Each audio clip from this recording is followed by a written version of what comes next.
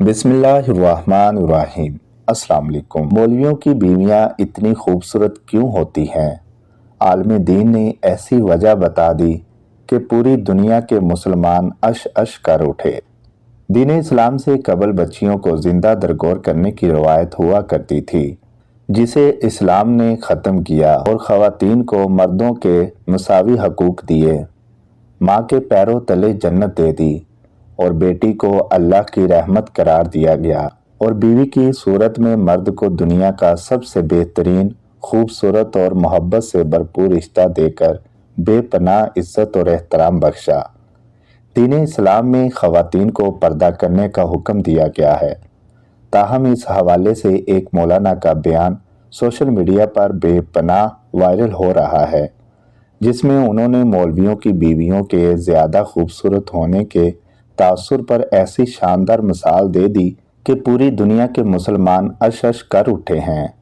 Facebook पर viral होने वाली वीडियो में मौलाना साहब ने बयान करते हुए कहा कि मुझे एक ग्रुप में बैठने का इत्तफाक हुआ, जिसमें ईसाई और मरज़ई शामिल। मुझे मुखातब करते हुए वो कहने लगे कि एक बात तो बताएं।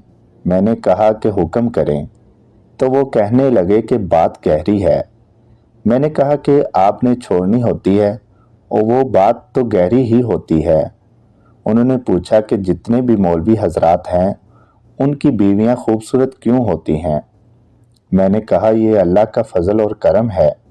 वो कहने लगे जितने भी दुनियादार लोग हैं, उनकी औरतें खूबसूरत नहीं होती। मौलाना साहिब ने कहा कि इन अफराद ने दुनियादार अफराद की ख़वातीन की कई किस्म की इकसाम बयान की और कहा कि लेकिन मौलवियों की ख़वातीन बहुत खूबसूरत होती हैं।